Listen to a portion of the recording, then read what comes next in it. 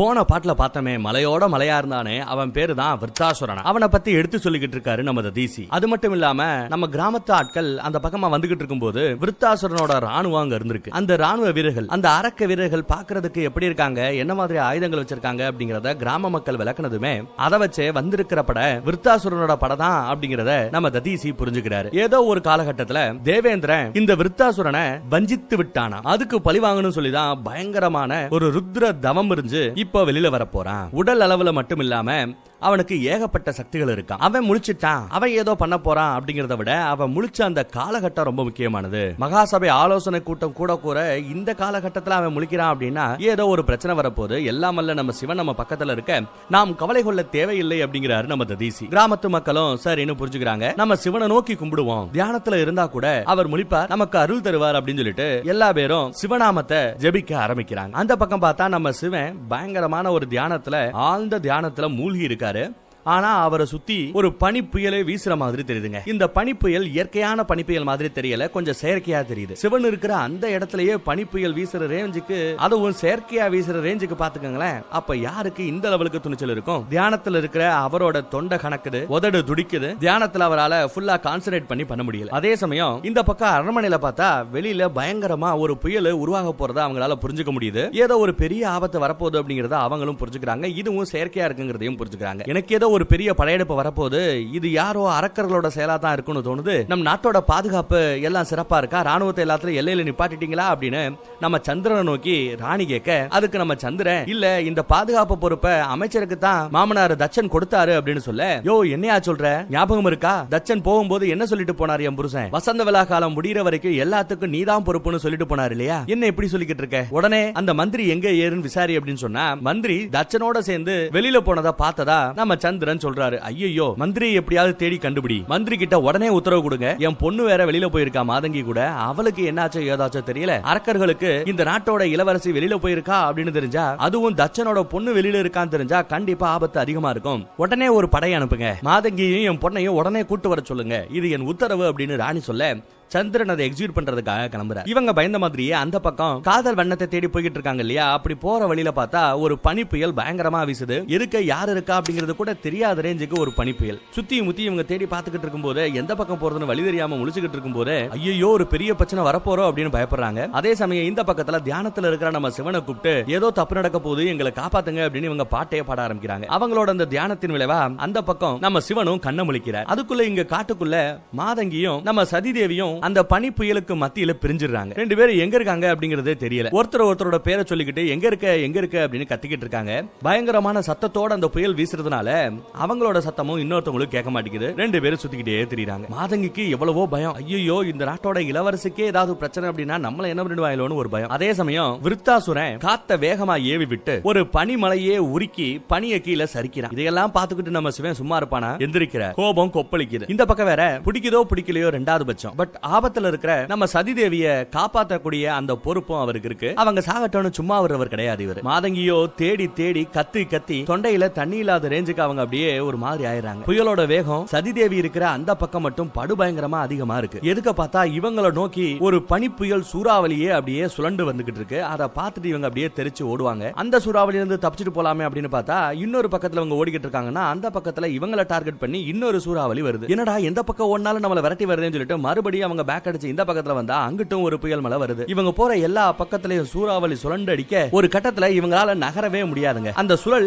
இவங்களை அப்படியே புடிச்சு இழுக்க பார்க்கும். அந்த சுழலுக்குள்ள இவங்க மாட்டிக்க போற சமயம் திடீர்னு கைலாய மலையில இருந்து வந்த அந்த திரிசூலம் அந்த சூறாவளிக்கும் நம்ம சதிக்கும் நடுவுல வந்து சொருகி நிக்கும். என்னடா சத்தம் அப்படின்னு இவங்க திரும்பி பார்ப்பாங்க. பார்த்தா அந்த திரிசூலம். அதுக்கப்புறம் அந்த திரிசூலம் அங்க இருந்து ஸ்வங்கின இந்த பக்கத்துல கிழக்கு பக்கத்துல போகும். அங்க போய் பார்த்தா அந்த பனி புயலுக்கு மத்தியில நம்ம சிவன் சதியை காப்பாத்துறதுக்காக அங்கேயே வந்து நிக்கிறார். சதியை மட்டும் இல்ல, இந்த புயல இங்க இருக்கக்கூடிய எல்லா மக்களுக்கும் கெடுதிதான், அதை தடுக்கிறதுக்காக வந்திருக்கிறார். சதி அவர் பார்க்கவே இல்லை. அவரோட கோபம் எல்லாம் எதுக்கு இருக்கிற அந்த புயல் மேலதான் இருக்கு. புயலோட வேகம் இன்னும் கூட ஆரம்பிக்க அப்படியே நம்ம சதியோட கைய புடிச்சு பின்னாடி இழுத்து தன்னோட முதுகுக்கு பின்னாடி அரணா நிக்க வச்சுக்கிறார். எதுக்க பார்த்தா இன்னும் படு பயங்கரமா அப்படியே சுழண்டு அடிச்சுக்கிட்டு சூறாவளி இவங்களை நோக்கி வரும். அதை பார்த்து இந்த பொண்ணு அப்படியே பயந்துகிட்டு நம்ம சிவனோட தோலை அப்படியே பிடிச்சுப்பாங்க. பயத்துல அப்படியே பிடிப்பாங்க. ரொம்ப சிம்பிளா நம்ம சிவன் அவரோட திரிசூலத்தை முன்னாடி நீட்ட வந்த சூறாவளி காணாம போகுது. இவங்களும் அதை நோட் பண்றாங்க. சுத்தியும் முத்தியும் பாக்குறாங்க. தன்னை காக்கிறதுக்காக அந்த சிவனே வந்திருக்க நினைச்சு அவங்களுக்கு சந்தோஷம். அதுவும் மனசுக்கு பிடிச்ச சிவன் ஆபத்துன்னு வரும்போது வந்து நிக்கிறாப்ல. சோ அவங்க மனசுக்குள்ள இருக்கிற அந்த உணர்வு அது காதல் இல்ல அப்படின்னு சொல்றாங்க. பட்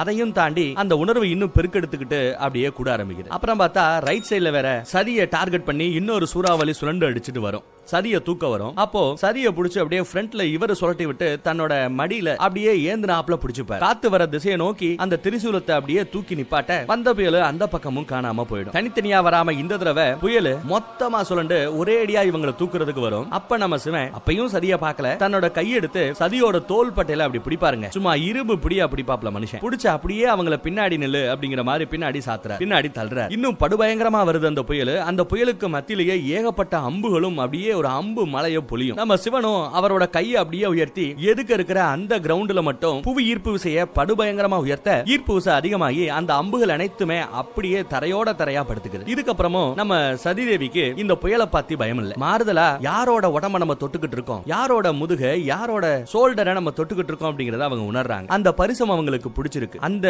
நிமிஷத்திலேயே அவங்கள மறந்துடுறாங்க. அந்த ஆபத்தை மறந்துடுறாங்க. சுத்தி இருக்கிற அந்த சூழ்நிலையை மறந்துடுறாங்க. அப்படியே சிவனோட அந்த மேனிய தொட்டு தடவுறாங்க. இப்போ அடுத்த அட்டாக்கா மறுபடியும் சூறாவளி வருது. சூறாவளிக்கு மத்தியில அம்புகள் இன்னும் படுபயங்கரமா வருது. சிவன் கோவத்துல அந்த சூலத்தை எடுத்து ஓங்கி ஒரு அடி தரையில தட்ட அப்படியே அந்த தரையே கடல் அலை மாதிரி உருவாகி போர்ஸா போய் எதுக்க வர்ற எல்லாத்தையுமே ஒரே போர்ஸ்ல தள்ளிவிட அம்புகளும் சரி பனி புயலும் சரி எல்லாமே சரிஞ்சு காணாம போகுது. ஒரு வழியா அந்த செயற்கை பேரழிவை நம்ம சிவன் தடுத்து நிப்பாட்டுறார். இதுக்கப்புறம் ஆபத்து இல்லைன்னு புரிஞ்சுக்கிட்டு அப்படியே இந்த பக்கம் திரும்பி நம்ம சதிதேவியை பதாங்க பாக்குறாரு. ஆபத்து எல்லாமே இருக்கிற வரை சதியை திரும்பி பார்க்காத மனுஷன் ஆபத்தெல்லாம் போனதுக்கு அப்புறம் சதியை திரும்பி பார்த்துட்டு ஏதாவது ஒரு வார்த்தை பேசுவாரு சதிக்கிட்ட அப்படின்னு எதிர்பார்த்தா அப்பையும் மனுஷன் எதுவும் சொல்லாம அப்படியே காத்தோட காத்தா கரைஞ்சு காணாம போறாரு.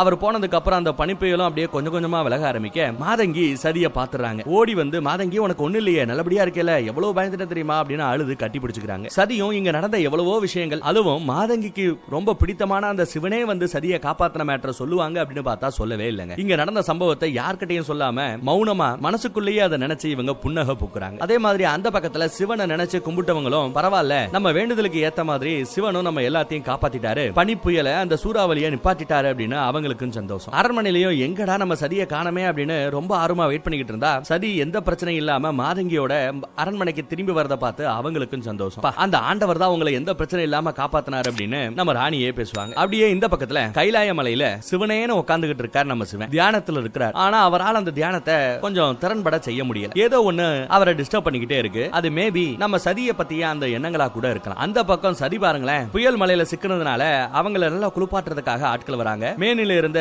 அலங்கார பொருட்கள் எல்லாத்தையும் அழிக்கிறாங்க, நகை எல்லாத்தையுமே எடுக்கிறாங்க. அப்படியே அவங்க குளிப்பாட்ட போற சமயம் இல்ல நானே குளிச்சுக்கிறேன் அப்படின்னு சொல்லிட்டு மனசு முழுக்க அப்படியே அந்த சிவன் பக்கம் தான் இருக்கு. சிவன் கூட அவங்க இருந்த அந்த ஒவ்வொரு தருணத்தையும் அவங்க நினைச்சு பாக்குறாங்க. அந்த சிவன் இருந்தப்போ சுத்தி இருக்கிற ஆபத்தை கூட அவங்க மறந்துட்டாங்க. அந்த சிவனோட மேனிய தொட்டு தடவன அந்த பரிசத்தை அவங்க நினைச்சு பாக்குறாங்க. அவர் ஒரு இரும்பு புடி பிடிச்சாரு, அதையும் அவங்க நினைச்சு பாக்குறாங்க. ஆனா அப்புறம் தான் அவங்க ஒண்ணு நோட் பண்றாங்க, அவர் பிடிச்ச அந்த புடியில அவரோட விரல் தடம் அப்படியே இவங்களோட கையில பதிஞ்சிருக்குங்க. அதை பார்த்து லைட்டா ஃபர்ஸ்ட் அவங்களுக்கு ஒரு பயம் வரும். அதை அழிச்சு பாக்குறாங்க, அழிக்க முடியல. பட் அதுக்கப்புறம் அதை அவங்க விரும்ப ஆரம்பிக்கிறாங்க. ஏதோ நம்ம டாட்டூ போட்டா புடிச்சுப்போம் பாத்தீங்களா, ரொம்ப அந்த டாட்டூ புடிச்சு போய் அதையே பார்த்துட்டு இருப்போம்ல, அந்த மாதிரி அந்த தடத்தை பார்த்துக்கிட்டு இருக்கிற சமயம் வெளியில இருந்து அக்காமார்க வராங்க. என்ன இன்னும் கிளம்பலையா, வசந்த விழா போட்டிகள் ஆரம்பமாக போகுது, சீக்கிரம் வா அப்படின்னு கூப்பிடுறாங்க. என்ன தலைமுடியெல்லாம் ஈரமா இருக்கு, துடைக்க போறோம் அப்படின்னு சொல்லிட்டு தலைமுடியை துடைக்க போற சமயம் இவங்க அந்த கை தடத்தை தலையோட முடிய வச்சு தான் மறைச்சிருப்பாங்க. அந்த முடியவே தொடச்சாங்க அப்படின்னா மாட்டிப்பாங்க இல்லையா. ஐயோ என்ன பண்றது தெரியாம முழிக்கும் போது அந்த பக்கம் இன்னும் நம்ம ரேவதி கிளம்பலையா, நீங்க போய்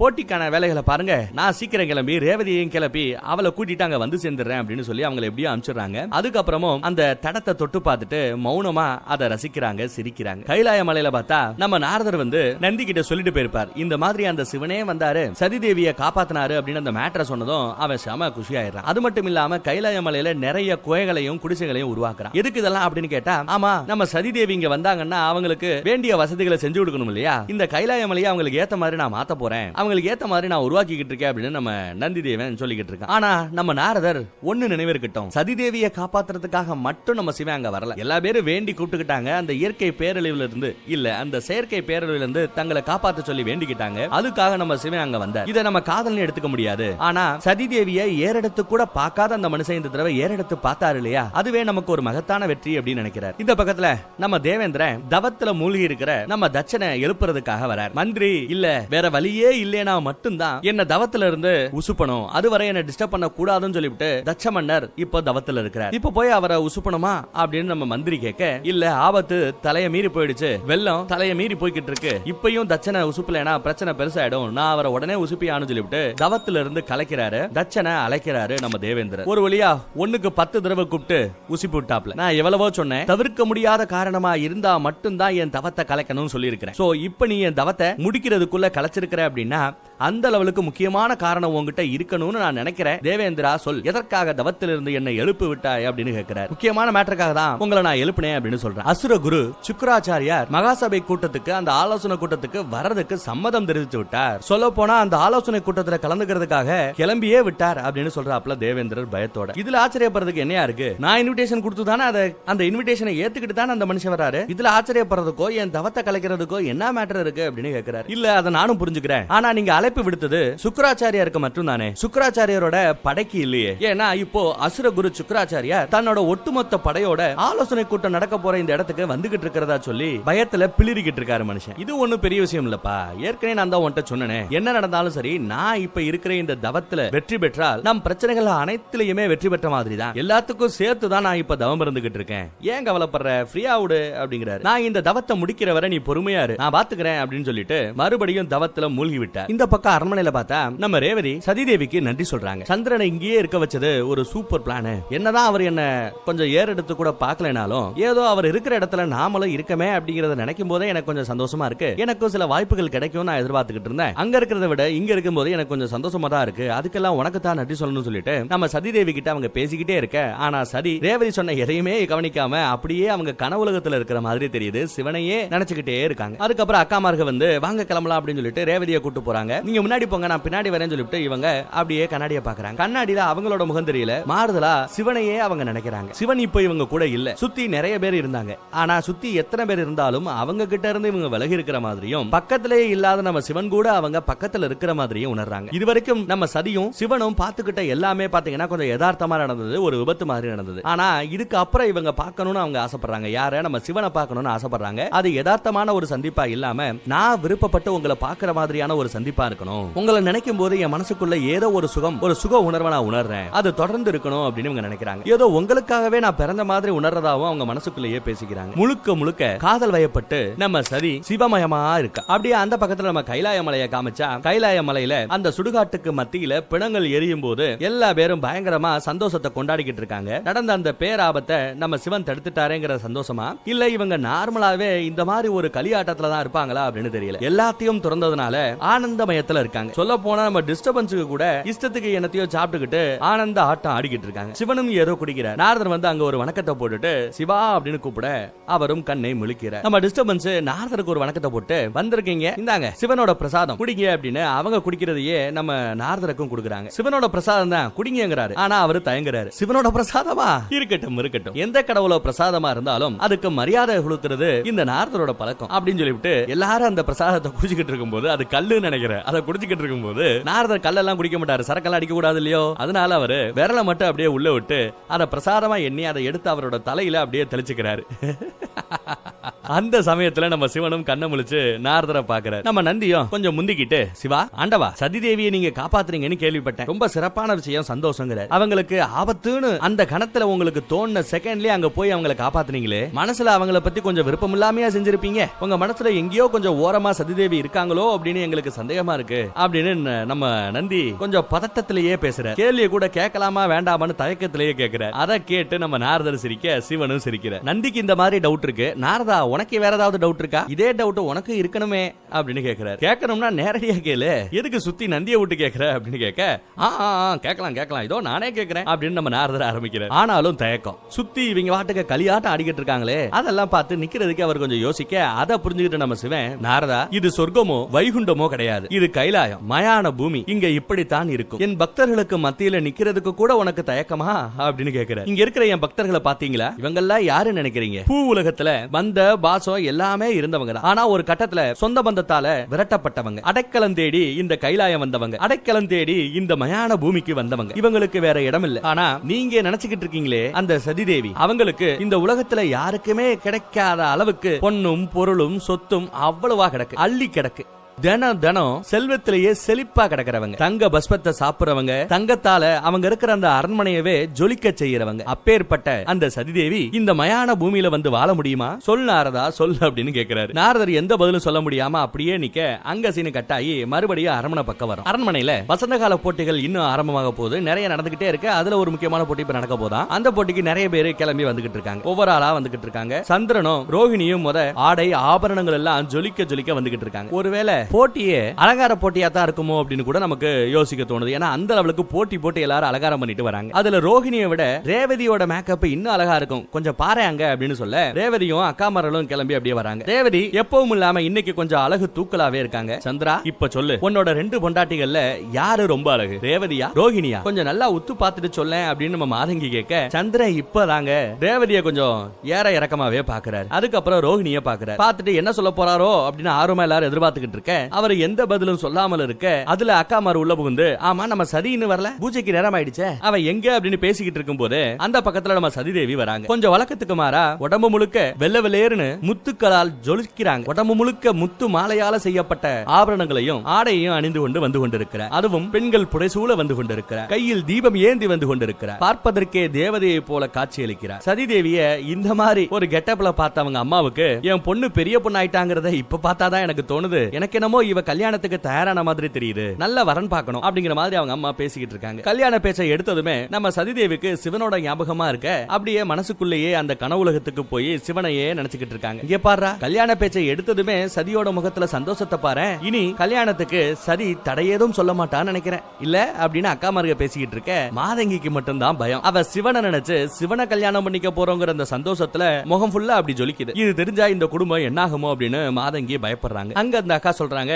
எனக்கு நல்லா ஞாபகம் இருக்கு, ரேவதி ரோஹிணிய சந்திரன் கல்யாணம் பண்ணிக்க போன அந்த நாள்ல சதி கிட்ட கேட்டாங்களா, இதே மாதிரி உனக்கு ஒரு நாள் கல்யாணம் ஆகும், நீயும் புகுந்த வீட்டுக்கு போகணும்னு. அப்போ சதி சொன்னாங்களா, இல்ல இல்ல எங்க அப்பாவை விட்டு நான் எங்கேயுமே போக மாட்டேன், எங்க அப்பாவை விட்டுட்டு போகணும், கல்யாணம் பண்ணி போகணும் அப்படின்னா அப்பேற்பட்ட கல்யாணமே எனக்கு வேண்டான்னு சொல்லிக்கிட்டு இருந்தவ இப்ப கல்யாண பேச்சு பேசும்போது அதை பத்தி பேசாதீங்க அப்படின்னு தடுக்காம மௌனமா இருக்கா. அதை ரசிக்கிறா, சிரிக்கிறா. கல்யாணத்துக்கு சதி தயாராயிட்டா அப்படிங்கிறது ரொம்பவே நல்லா புரியறதா அவங்க பேசிக்கிறாங்க. அப்போ நம்ம ராணி மாதங்கியை பார்த்து, மாதங்கி நீ எப்பவுமே தயாரா இருக்கணும், ஏன்னா இந்த வசந்த காலம் முடிஞ்சதுக்கு அப்புறம் நீ உன் வீட்டுக்கு போயிடுவ, திடீர்னு உனக்கு ஒரு இன்விடேஷன் வரும், சதியோட கல்யாணம் சொல்லிட்டு உனக்கு ஒரு அழைப்புதல் வரும், அழைப்புதல் வந்ததுமே உடனே அரண்மனைக்கு மொத ஆளா நீ தான் வரணும் அப்படின்னு பேச, என்ன நடக்க போதும் அப்படின்னு மாதங்கி முகத்துல பயம்தான் தெரியுது. அப்புறம் டாபிக் வேற மாதிரி போதுங்க, கையில தீபத்தோட வராங்கல்ல, ஏதோ ஒரு நதி பூஜைக்கு போறாங்களா, நானும் வரட்டுமா அப்படின்னு சதிதேவி கேட்க, இல்ல இல்ல நதி பூஜையில கல்யாணமானவங்க மட்டும் தான் கலந்துக்கணும், நீயோ கல்யாணமாகாத பொண்ணு, அதனால நீ கலந்துக்க கூடாது அப்படின்னு சொல்ல, இல்லம்மா நான் வேணா பூஜையில கலந்துக்கல, கொஞ்சம் தூரமா இருந்த அந்த பூஜையை நான் பாக்குறேனே அப்படின்னு ஆர்வத்தோட சதிதேவி கேக்குறாங்க. ராணியும் சரின்னு சொல்றதுக்குள்ள நடுவுல புகுந்த நம்ம மாதங்கி, உங்க அம்மா சொல்றதுதான் சரி, நீ அங்கெல்லாம் வரக்கூடாது, நீங்க போயிட்டு வாங்க,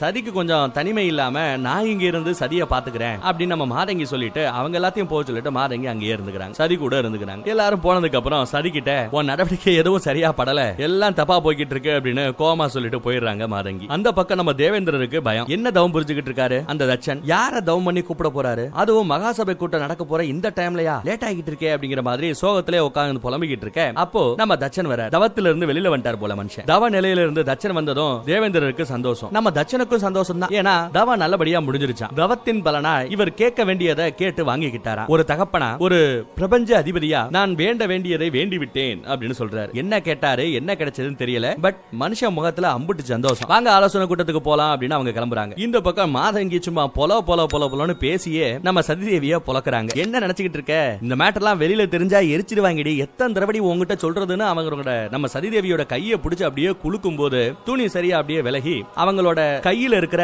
நம்ம சிவனோட அந்த மார்க்க அவங்க பாத்துறாங்க. ஒரு ஆடவன் தொட்ட அந்த தடம் அங்க இருக்கு, யாரு கண்ணையும் படாத அந்த தடம் நம்ம மாதங்கியோட கண்ணுல பட்டுடுச்சு.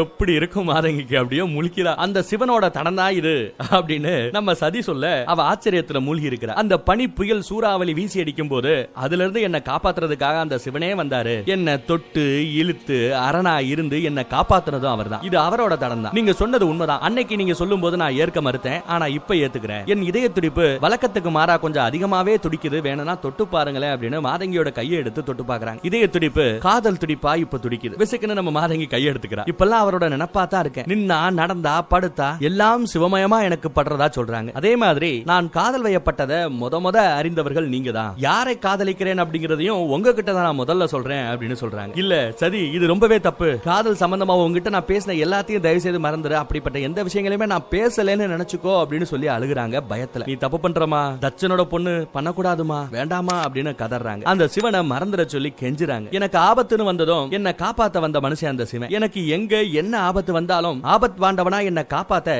என்னவன் வருவான் அப்படின்னு மனசார சொல்றாங்க நம்ம சதி. எனக்கு என்னமோ என் கூடயே அவர் இருக்கிற மாதிரியும் என்னை இமைக்காம அவர் பாக்குற மாதிரியும் ஃபீல் பண்றதா சொல்றாங்க. இதுக்கு முன்னாடி நான் இல்லன்னு சொல்லிக்கிட்டு இருந்தேன். இப்ப நானே சொல்றேன், ஆமா நான் காதலிக்கிறேன், என் காதலன் அந்த சிவன் தான் அப்படின்னு சொல்ல இந்த எபிசோடு இந்த இடத்துல முடியுதுங்க. அடுத்து என்ன ஆகும் நெக்ஸ்ட் எபிசோட்ல. தேங்க்யூ. என்ன ஆகும்